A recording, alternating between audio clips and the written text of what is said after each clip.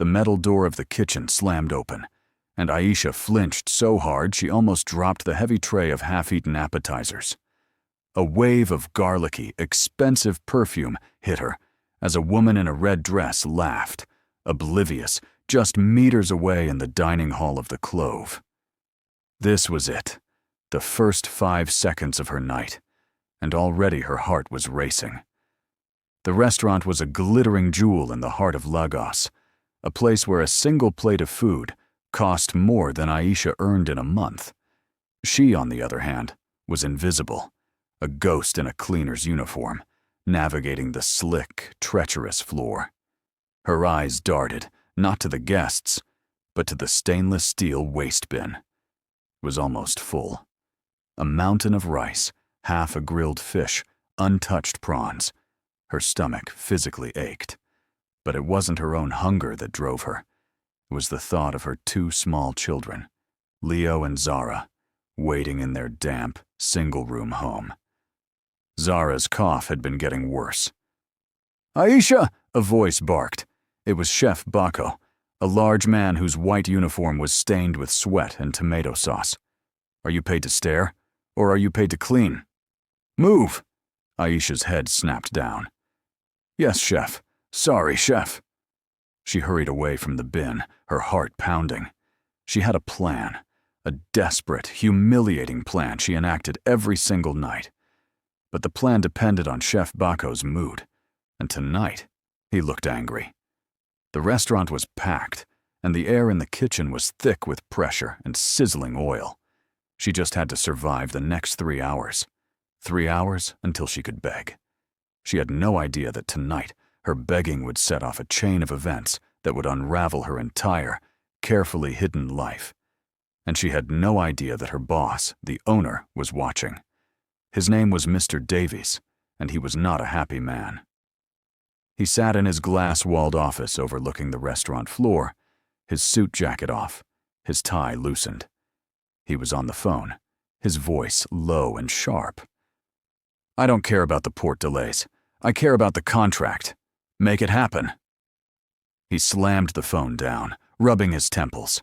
He was surrounded by luxury, but all he felt was the crushing weight of logistics, of payroll, of profit and loss. He glanced idly at the kitchen, at the controlled chaos. He saw Chef Bako yelling at a cleaner. He saw the cleaner, a thin, almost frail woman, scurry away. He didn't even know her name. She was just a line item on his budget, part of the cleaning contract. His eyes went back to his spreadsheet. He had bigger problems, or so he thought. The night dragged on. Aisha scrubbed, mopped, and emptied bins, her body moving on autopilot. Her mind was on Leo and Zara. She had left them that morning with the last of the gari, a small handful each, and 2 cubes of sugar. "Be good," she had whispered, kissing their foreheads. "Mama will bring food tonight. I promise." Leo, at 6 years old, had nodded, his eyes old with a responsibility he shouldn't have. Zara, just 4, had coughed, a dry, racking sound that terrified Aisha. The pharmacist said she needed a proper antibiotic, but that cost money Aisha didn't have. Money for the pharmacist, money for the landlord, money for the bus. It was a suffocating, endless cycle. Her only hope was the waste bin at the Clove. Finally, the last guest left. The lights in the dining room dimmed. The kitchen staff was cleaning up, packing their own bags, laughing and shouting. Aisha waited. This was the worst part. She had to wait until everyone was almost gone, especially Chef Bako. She tried to make herself small, wiping down a counter that was already clean. She could feel her palms sweating. Her dignity was a luxury she had traded for survival long ago. She saw Bako grab his keys. It was now or never. She took a deep breath, her heart hammering against her ribs, and walked toward him. "Chef, please," she whispered, her eyes fixed on the floor. Bako turned, his face a mask of annoyance. "What is it?" "I want to go home." "Please, chef. The food. The waste." She held up a small, empty plastic container she kept hidden in her bag. Just anything. Whatever you're throwing away. Please. He looked at her, then at the container, and a cruel smirk played on his lips. You, again. Every night. Like a beggar. Why should I? What do you do with it? Sell it at the bus stop? Aisha recoiled, a flush of shame heating her face. No, chef, I swear. It is for my children. They are small. They are hungry. Your children? He scoffed. That's what they all say. My children. My sick mother. Why don't you buy your own food? You get paid, don't you? Tears pricked her eyes, hot and angry. Sir, my pay. It is not enough. The transport, the rent. Not my problem, he snapped. He started to walk away. Please, Aisha's voice cracked. It was a sound of pure desperation. She didn't care about him, or her pride, or anything else. She just saw Zara's face. Please, sir. They have not eaten. Bako stopped. He sighed, a dramatic, put-upon sound. He looked around. The kitchen was empty. He walked to the main bin, the one with the guests' leftovers. He grabbed a handful of discarded chicken, some jollof rice, and a few prawns, and dumped them unceremoniously into her container. It was a mess, a pile of scraps, but to Aisha, it was treasure. Now get out, he growled, and don't let me see you again tonight. Thank you, chef. God bless you, sir, she whispered, clutching the container to her chest as if it were gold. She fled, running through the back door and into the dark, damp night. She didn't see Mr. Davies. He was still in his office, his new problem a supplier who had just declared bankruptcy. He stood, stretching, and walked to the window just in time to see the entire exchange. He didn't hear the words, but he saw the body language. He saw Chef Bako's sneering face and the cleaner's terrified, pleading posture. He saw the food being scraped into a container. His first, immediate thought was theft. He watched her run out into the street, clutching her bag. He frowned. It was an anomaly, and Mr. Davies hated anomalies. This went on for 3 more days. Mr. Davies became obsessed. It was a puzzle. Every night, the same ritual. The pleading. Bako's performance of power. The handful of scraps. The desperate flight. Who was this woman? On Friday night, it was raining. A heavy tropical storm that turned the streets of Lagos into rivers. Mr. Davies's driver, Say, was waiting for him with the car. Mr. Davies was walking out when he saw her. Aisha. She was huddled under the small, broken overhang of the building next door, trying to shield her plastic container. The bus stop was flooded. She was soaked. Sir? Say said, holding the door. Mr. Davies stopped. He looked at Aisha, then at his car. A crazy, impulsive, and completely unprofessional idea formed in his mind. He was going to see where the ghost lived. The boss is going to follow her. He's crossing a line from boss to detective, and he has no idea what he's about to uncover. This is the moment the entire story changes. If you love a story that is full of mystery and suspense, and you're already hooked, show your support right now. Please like this video, share it with a friend who loves a good story, and subscribe to this channel so you don't miss a single second of what happens next. The journey was a descent. Aisha finally managed to get on a Danfo bus, a yellow, rickety vessel crammed with twice the number of people it was meant to hold. Mr. Davies got into his own car, which Say had brought around, and told him to follow it. Don't get too close, he ordered. They drove for an hour, crossing the third mainland bridge, leaving the glittering lights of the island for the sprawling, chaotic darkness of the mainland. The bus chugged into a neighborhood Mr. Davies had only ever seen on maps, a place he told his drivers to avoid. The streets were unpaved, rivers of mud and refuse. The bus stopped, and Aisha got out. Mr. Davies's car couldn't go any further. Wait here, he told Say, Lock the doors. Sir, this is not a good idea. This place is not safe. Seai's eyes were wide. Wait. Mr. Davies got out of the car. The rain hit him instantly, cold and hard. The smell of charcoal, sewage, and wet earth filled his lungs. He felt a moment of intense panic. His shoes, handmade Italian leather, were ruined in seconds. He was insane. But he saw her, a small, determined figure, walking quickly down a narrow alley. He followed. He felt like a spy, a trespasser. He was in a world he didn't know, a world that existed in the shadows of his own. People stared at him, this rich man in a suit, walking through their territory. He kept his head down, focused on Aisha's disappearing back. She turned into a compound, a half-finished building that looked more like a ruin. It had no gate, just a gaping hole where one should be. He hesitated.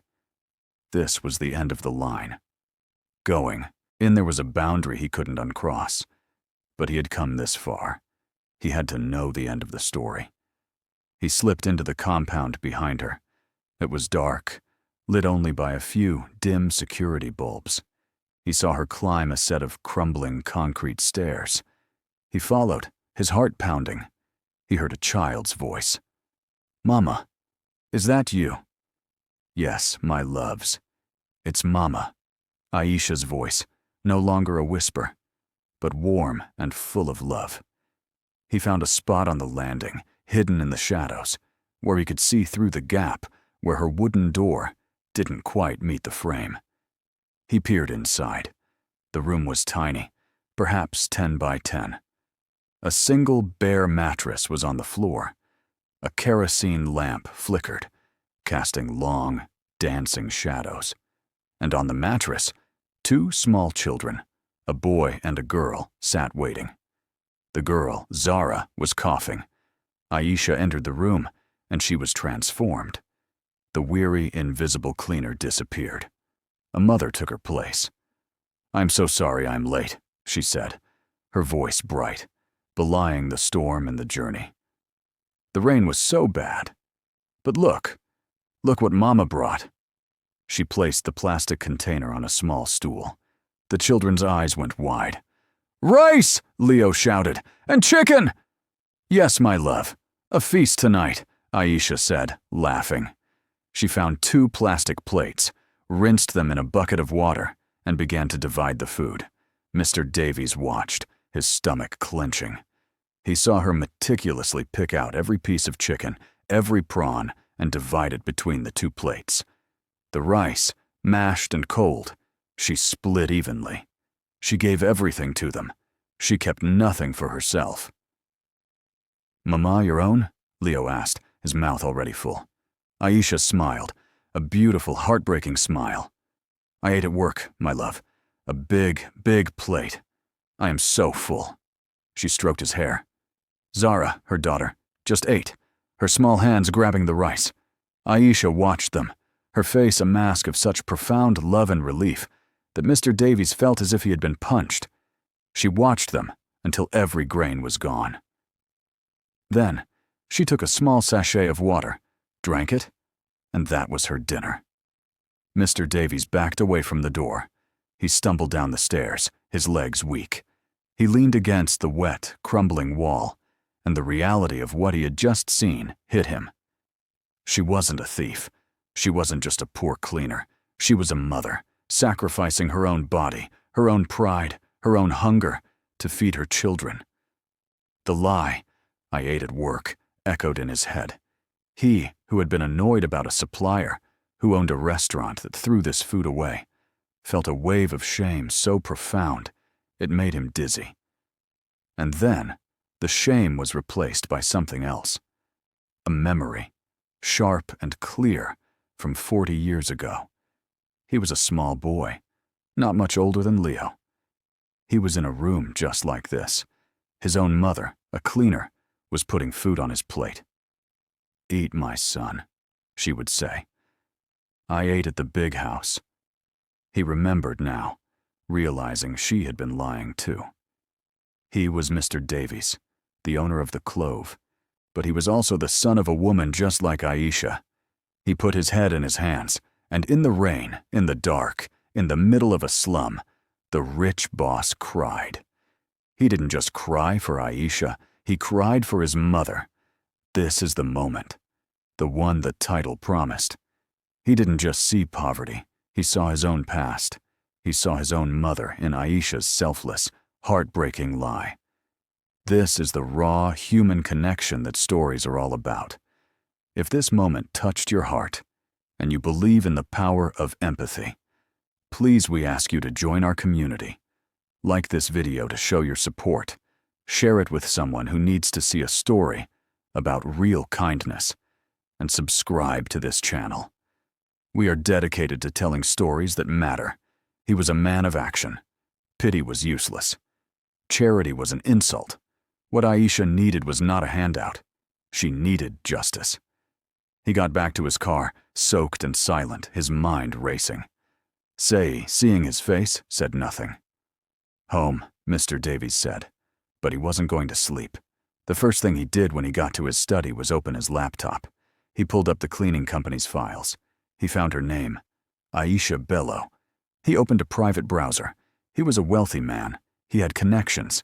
He made a call to a private investigator. I need everything you can find on a woman named Aisha Bello. I need it by morning. By 8 a.m., the report was in his inbox, and it was not what he expected. The twist made his blood run cold. Aisha Bello was not just a cleaner. She had a first-class degree in accounting from the University of Lagos. She was a member of the Institute of Chartered Accountants. He read on, his shock turning to rage. She had been married to a man, a wealthy, influential man. The report detailed a history of domestic abuse. When she finally fled with her children, her husband had used his power to destroy her. He had her blacklisted. He had her lost documents seized. He had spread rumors that she was mentally unstable. He had made her, a brilliant, qualified woman, unemployable. She had become a cleaner, an invisible ghost to hide, to survive. Mr. Davies now understood. Her quietness wasn't just humility, it was fear. Her begging wasn't just poverty, it was the result of a terrible injustice. His first call was not to Aisha, it was to Chef Bako. He had him come in early.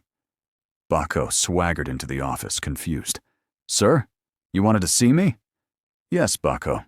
Sit, Mr. Davies said, his voice quiet. Tell me about the cleaner, Aisha. You've been giving her food. Bako's face paled. He thought he was in trouble. Sir, it was just scraps.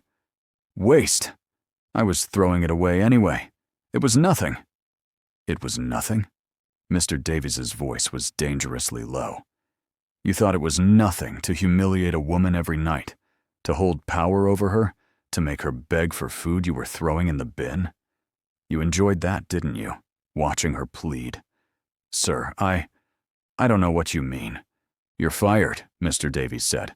Fired. Sir, for what? For giving away trash? No, Mr. Davies said, standing up. For a lack of basic human decency. For failing to see the person in front of you. Get your things. Security will escort you out. Bako was stunned, but he saw the look in his boss's eyes. It was not negotiable. The second call was to his secretary.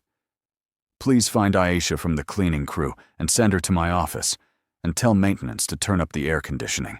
It's cold. Aisha was mopping the front entrance when the secretary found her. Mr. Davies wants to see you, the woman said, looking down her nose. Aisha's blood turned to ice. He wants to see me? This was it. Bako had finally reported her. She was going to be fired. She was going to lose the one, tiny lifeline she had. Her hands trembled so much she could barely hold the mop. Now? Yes, now. She walked to his office, her legs feeling like lead. Every step was a step closer to doom. What would she tell Leo and Zara? She knocked, her hand shaking. Come in. She entered. The office was huge, cold, and smelled of leather and coffee. Mr. Davies was sitting behind a massive desk. He didn't look angry. He just looked intense. You wanted to see me, sir?" she whispered, twisting her apron in her hands. "Yes, Aisha. Please, sit down." She perched on the very edge of the chair. She was sure she was leaving a dirty mark on the expensive leather. "Sir, if this is about the food, I can explain. Chef Baco gave it to me. I never stole, I promise. My children. Zara is sick. Please, sir, don't fire me. I will do anything. I will clean the gutters. Please." She was rambling, tears welling up in her eyes. Mr. Davies held up a hand. "Aisha, you are not being fired." She stopped. "I'm not?" "No." He paused, looking at her. Really looking at her. Not as a cleaner, but as the woman he saw in that tiny, dark room. "Aisha, I know you have a degree in accounting." Aisha's heart stopped. The blood drained from her face. This was worse than being fired. He knew. Her secret, the one she had guarded, the one her ex-husband could use to find her, was out. I don't know what you're talking about." "Aisha Bello, University of Lagos. Graduated 2015, first-class honors. You worked at Apex Consulting for 2 years before you left." He pushed a single sheet of paper across the desk. It was her transcript. She stared at it. The room was spinning. This was the end. Her ex-husband had found her. "Who told you?" she whispered, her voice full of terror. "That's not important," Mr. Davies said gently. "What's important is that I know your story.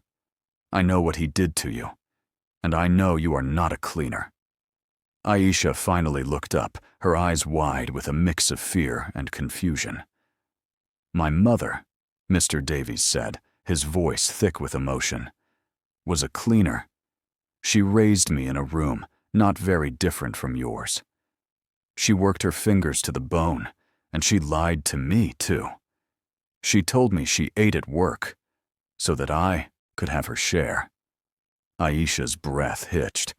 She saw a flicker of tears in this powerful man's eyes. He wasn't her enemy. "A woman with your mind, your qualifications, and your strength," he continued, "should not be cleaning floors. She should be running accounts. My accounts, sir. I have 2 offers for you, Aisha. The first is a job. I have an opening in our auditing department. The work is yours. The pay is what a first-class accountant deserves." Aisha was speechless. She couldn't process the words. "The second offer," he said, leaning forward, "is more personal. My personal assistant just retired. It's a job that requires discretion, intelligence, and more than anything, trust. It requires someone who understands the value of things, someone who knows what a fight looks like. The salary is significant. It comes with a company car, a driver, and a new, fully furnished 3-bedroom apartment in the company's secure estate. It also comes with free, total coverage health insurance for you, and for Leo and Zara. And they will be enrolled in the finest school in Lagos. My old school." Aisha was openly crying now, but they were not tears of fear. They were tears of shock, of a dam of pain breaking. "Why? Why would you do this for me?" Mr. Davies smiled, a real, warm smile. "I'm not doing this for you, Aisha. I am hiring you. I am making a sound business investment. I am investing in the smartest, toughest person I have ever met. My mother would have been proud of me for this. So, what do you say?" Aisha looked at the man who had followed her, who had seen her at her lowest, and who had not offered her pity, but an opportunity. He hadn't just given her food. He had given her back her life. She stood up, wiping her tears, and for the first time, she stood tall. "When do I start?" she said. "Yes. This is the moment we were all waiting for. From begging for scraps to an executive assistant, a new home, and a future for her children. This is the kind of hope and transformation we love to see. If you are feeling happy, relieved, and inspired by this ending, let's celebrate it together. Please like this video, share this powerful message of hope, and subscribe to this channel for more uplifting stories that show the best of humanity. The next Monday, a new woman walked into the Clove. It was Aisha, but not the ghost. She wore a sharp, custom-tailored suit. Her hair was beautifully styled. She walked past the kitchen, where a new, terrified head chef was in charge, and didn't even glance at the bin. She walked past the secretary, who was now her assistant, and into her new office, right next to Mr. Davies. That evening, she didn't take the bus. A driver, in a car just like her boss's, took her home. Home was not a crumbling building. It was a beautiful, clean apartment. She walked in and was greeted by the smell of Fo Riro. She had hired a nanny. Leo and Zara ran to her, not in rags, but in their new school uniforms. "Mama! Mama! I got a star in maths!" Leo shouted. Zara's cough was gone. Aisha hugged them, her heart so full it felt like it might burst. Later that night, she sat with her two children at a real dining table, and for the first time in years, the three of them ate. And this time, Mama ate too. Aisha's story is a powerful reminder that behind every quiet face, there is a story. And Mr. Davies' story is a reminder that kindness is not just about giving. It's about seeing. It's about seeing the humanity in others and offering not just a handout, but a hand up.